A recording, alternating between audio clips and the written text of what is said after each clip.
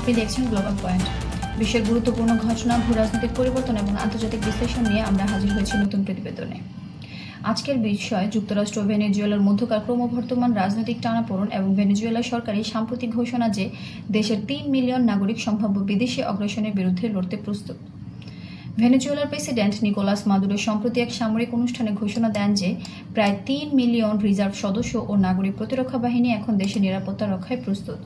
তিনি বলেন, আমাদের প্রতিটি নাগরিক এখন সৈনিক, আমাদের মাতৃভূমি রক্ষায় আমরা সবাই প্রস্তুত। এই বক্তব্য এসেছে এমন সময় যুক্তরাষ্ট্র ভেনেজুয়েলার উপর নতুন অর্থনৈতিক নিষেধাজ্ঞা আরোপের ইঙ্গিত দিয়েছে।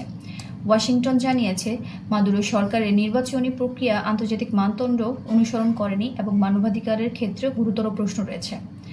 তবে মাদুরো প্রশাসনের দাবি, যুক্তরাষ্ট্রের এই নিষেধাজ্ঞা ভেনেজুয়েলার অর্থনীতি দুর্বল করার প্রচেষ্টা মাত্র এবং এটি দেশের অভ্যন্তরীণ রাজনীতিতে হস্তক্ষেপের এক প্রকার রূপ।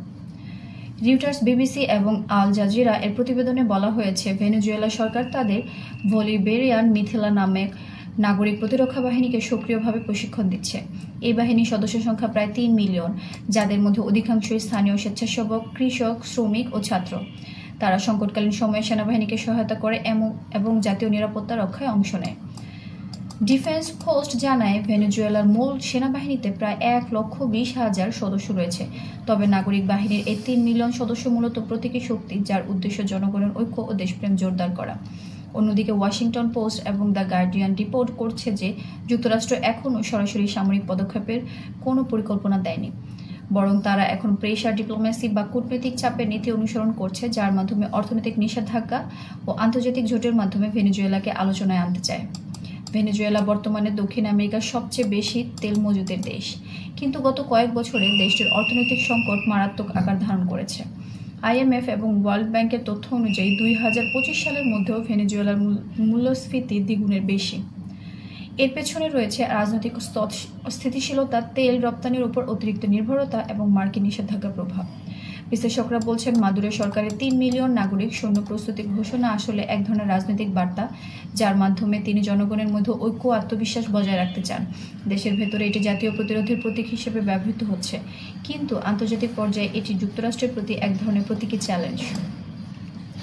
ইউনাইটেড নেশন এবং ইউরোপিয়ান ইউনিয়ন উভয়ই আহ্বান জানিয়েছে এই বিরোধ কূটনৈতিকভাবে সমাধান করতে এবং জনগণের কল্যাণকে অগ্রাধিকার দিতে।